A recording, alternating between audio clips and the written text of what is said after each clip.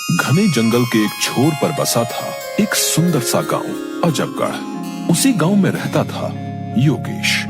योगेश बढ़ाई का काम करता था। उसके दो बच्चे थे, एक लड़का पिंटू और एक लड़की पिंकी। पिंटू और पिंकी की माँ बचपन में ही चल बसी थी। वो दोनों अपनी माँ को बहुत याद करते थे और अक्सर माँ की याद में उदास हो जाया करते थे। पिंकी, अगर माँ होती तो हमें कितना प्यार करती। हाँ भैया, मुझे भी माँ की बहुत याद आती है। उनकी ये बातें उनके पिता सुन रहे थे। बच्चों की उदासी दूर करने के लिए उनके पिता ने दूसरी शादी कर ली। पिंटू और पिंकी नई माँ को पाकर बहुत खुश हुए, लेकिन उनकी सौतेली माँ गायत्री उन्हें देखकर खुश नहीं हुई। वो एक दुष्ट औरत थी। वो किसी भी तरह उनसे छुटकारा पाना चाहती थी और इसलिए हर समय नए नए उपाय सोचा करती थी। वो रोज अपने पति से पिंटू और पिंकी की शिकायतें करती ताकि वो उनसे नाराज हो जाए। अरे पिंटू के पापा, आपको पता है आज पिंटू और पिंकी पूरा दिन खेलते रहे और इन्होंने मेरी बात नहीं मानी और मुझे उल्टा जवाब भी दिया। लेकिन ऐसा हुआ नहीं। योगेश पिंटू और पिंकी से बहुत प्यार करता था, इसलिए वो उन्हें प्यार से समझाता कि वे अपनी माँ को परेशान न करें और उसे किसी प्रकार की शिकायत का मौका न दें। पिंटू और पिंकी भी पिता की बात मान अपनी सौतेली माँ को खुश करने की कोशिश किया करते, लेकिन वो तो किसी भी तरह बस उन दोनों से छुटकारा पाना चाहती थी। एक बार उनके गांव में सूखा पड़ गया। लोग खाने को मोहताज हो गए। इस स्थिति में सौतेली माँ पिंटू और पिंकी से और ज्यादा चिढ़ने लगी। उन्हें खिलाना पिलाना उसे आफत लगने लगा। एक रात वो अपने पति से बोली, गांव में सूखा पड़ा है, खाने के लाले पड़े हैं। ऐसे में हम पिंटू और पिंकी को अपने साथ नहीं रख सकते। हमें उन्हें जंगल में छोड़ाना चाहिए। ये सुनकर पिंटू और पिंकी का पिता उदास हो गया और बोला, वो नन्हे बच्चे, मैं उनके साथ ऐसा कैसे कर सकता हूँ? कुछ तो उन पर दया करो। मैं कुछ नहीं जानती। इस समय हमें अपने बारे में सोचना चाहिए। हम खुद के खाने की व्यवस्था नहीं कर पा रहे हैं, उनकी कहाँ से करेंगे? मेरी बात मान लो, हम कल उन दोनों को जंगल में जाकर छोड़ देंगे। सौतेली माँ ने अपना फैसला सुना दिया, जिसे मन मारकर पिंटू और पिंकी के पिता ने मान लिया। इन दोनों की बातें पिंटू ने सुन ली, जो उस समय जाग रहा था। वो तुरंत घर के आंगन में गया और वहाँ कोने में रखे डिब्बे से अपने कुछ कंचे अपने पास रख लिए। अगली सुबह सौतेली माँ उनसे बोली, पिंटू और पिंकी, हम लोग लकड़ियाँ काटने जंगल जा रहे हैं। तुम दोनों भी हमारे साथ चल रहे हो। चलो जल्दी तैयार हो जाओ। पिंटू और पिंकी जंगल जाने के लिए तैयार हो गए। पिंटू ने अपने कंचे अपनी पैंट की जेब में रख लिए। फिर सब जंगल के लिए निकल पड़े। जंगल में एक स्थान पर पहुंचकर सौतेली माँ बोली, पिंटू और पिंकी, तुम लोग यहीं रुको, हम लोग दूसरी जगह से लकड़ियाँ काट कर आते हैं। उनका पिता कुछ नहीं बोला, बस उदास आंखों से उन्हें देखता रहा। फिर उनकी सौतेली माँ के साथ वहाँ से चला गया। पिंटू और पिंकी वहीं उनका इंतजार करने लगे। शाम हो गई, अंधेरा छाने लगा, लेकिन उनके माता पिता नहीं लौटे। पिंकी डर के मारे रोने लगी। तब पिंटू उसे दिलासा देता हुआ बोला, पिंकी डरो मत, मैं तुम्हें घर ले जाऊंगा। उसके बाद वो अपने द्वारा रास्ते में डाले गए कंचों को देखता हुआ पिंकी के साथ घर चला आया। जब उनके पिता ने दोनों को देखा तो दौड़कर उनके पास गया और उन्हें गले लगा लिया। उसे अपने किए पर बहुत पछतावा हो रहा था। वो बोला, मेरे बच्चों, मुझे माफ कर दो, मुझसे बहुत बड़ी गलती हो गई। आइंदा से मैं तुम लोगों को कभी खुद से दूर नहीं करूंगा।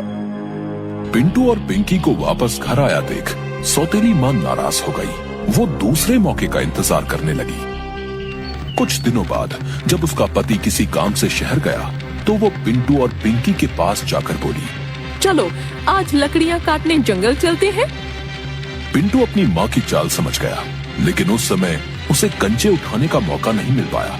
वो भागकर रसोई घर गया और वहाँ से चावल के दाने अपनी जेब में डाल लिए। इस बार सौतेली माँ उन्हें दूसरे रास्ते से जंगल ले गई। पिंटू इस बार चावल के कुछ दाने रास्ते में डालता गया। जंगल पहुँचने के बाद सौतेली माँ उन्हें एक पेड़ के नीचे बैठाकर बोली, तुम दोनों यहाँ बैठकर मेरा इंतजार करो, मैं दूसरी तरफ से लकड़ियाँ काट कर आती हूँ। पिंटू और पिंकी वहीं बैठकर सौतेली माँ का इंतजार करने लगे। शाम हो गई और फिर रात, लेकिन सौतेली माँ नहीं आई। पिंकी डर के मारे रोने लगी और कहने लगी, पिंटू अब क्या होगा, हम घर कैसे जाएंगे? जंगल में तो हमें जंगली जानवर मारकर खा जाएंगे। पिंकी, हमें सुबह तक जंगल में ही रुकना पड़ेगा। मैंने घर से यहाँ तक के रास्ते में चावल के दाने डाले हैं, लेकिन अंधेरे में हम उन्हें नहीं देख पाएंगे। सुबह होने पर हम उन्हें देखकर घर पहुँच जाएंगे। डरते डरते दोनों ने जंगल में ही पूरी रात बिताई। सुबह होने पर वे घर के लिए निकले, लेकिन पिंटू ने जो चावल के दाने रास्ते में डाले थे वे चिड़िया और गिलहरी खा गई थी। इस कारण दोनों जंगल में भटक गए। भटकते भटकते वो एक स्थान पर पहुंचे जहां उन्हें एक खूबसूरत चॉकलेट घर दिखाई पड़ा। वो घर ब्रेड, केक, चॉकलेट और मिठाइयों से बना हुआ था। उसमें ढेर सारी कैंडी और चॉकलेट, टॉफी भी लगी हुई थी। दोनों की भूख जाग गई। दोनों उस घर के पास गए और चॉकलेट, केक वगैरह वगैरह खाने लगे। तभी एक बूढ़ी औरत वहां आई। उसे देखकर पिंटू और पिंकी डर गए। डरो नहीं बच्चों, ये मेरा घर है और मैंने इसे तुम जैसे बच्चों के लिए ही बनाया है। आओ अंदर आओ, मैं तुम्हें अच्छा अच्छा खाना खिलाऊंगी। दोनों भूखे थे, इसलिए बूढ़ी औरत के साथ घर के अंदर चले गए। बूढ़ी औरत ने उन्हें ढेर सारा खाना खिलाया।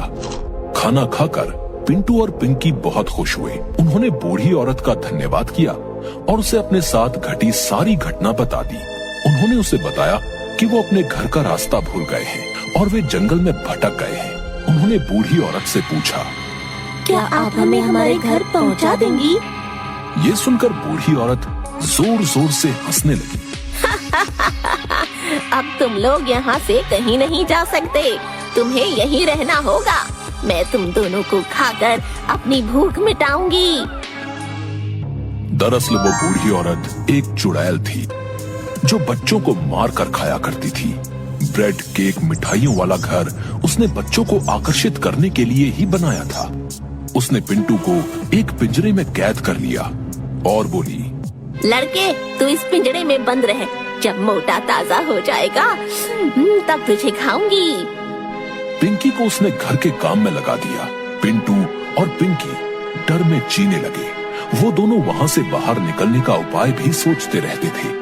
एक दिन बूढ़ी चुड़ैल पिंकी से बोली, आज एक बड़े बर्तन में पानी गरम करो, मैं उसमें पिंटू का सूप बनाकर पीऊंगी। पिंकी डर गई। उसने ये बात जाकर पिंटू को बताई तो उसे वहाँ से बाहर निकलने का एक उपाय सूझ गया। उसने वो उपाय पिंकी के कान में बता दिया। फिर पिंकी एक बड़े बर्तन में पानी गर्म करने लगी। कुछ देर बाद बूढ़ी चुड़ैल आई और पिंकी से पूछने लगी, पानी गर्म हो गया क्या?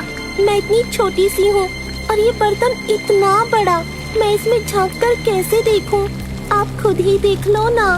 बूढ़ी चुड़ैल बोली, ठीक है। और एक स्टूल पर चढ़कर बर्तन में झांकने लगी। तभी पीछे से पिंकी ने उसे गर्म पानी के बर्तन में धक्का दे दिया। हाय हाय, जल गई, मर गई, बचाओ बचाओ। गर्म पानी में चलकर चुड़ैल मर गई। पिंकी ने पिंटू को आजाद कर दिया। पिंटू पिंकी से बोला, अब हमें बिना देर किए यहाँ से बाहर निकल जाना चाहिए। भाई, मैंने यहाँ एक मटके में ढेर सारे सोने के सिक्के और हीरे जवाहरात देखे हैं। क्यों ना हम उनमें से कुछ अपने साथ ले चलें? इससे हमारी गरीबी दूर हो जाएगी और हम कभी भूखे नहीं रहेंगे। हमारे माता पिता भी हमें घर से नहीं निकालेंगे। दोनों सोने के कुछ सिक्के और हीरे जवाहरात एक थैले में डालकर घर से बाहर निकल गए। इधर उधर जंगल में भटकते हुए वे किसी तरह शाम ढले अपने घर पहुँच। वहाँ उन्होंने देखा कि उनका पिता घर के बाहर उदास बैठा हुआ है। वे जब पिता के पास पहुँचे तो उन्हें देखकर पिता रो पड़ा और उन्हें गले लगाते हुए बोला, मुझे माफ कर दो। मेरी वजह से तुम्हें इतनी परेशानी हुई। अब तुम्हें कोई परेशानी नहीं होगी। मैंने तुम्हारी सौतेली माँ को घर से निकाल दिया है। पिंटू और पिंकी ने अपने साथ घटी घटना पिता को बताई और उसे सोने के सिक्कों और हीरे जवाहरातों की थैली दी। उससे उनकी गरीबी दूर हो गई और वो खुशी खुशी रहने लगे।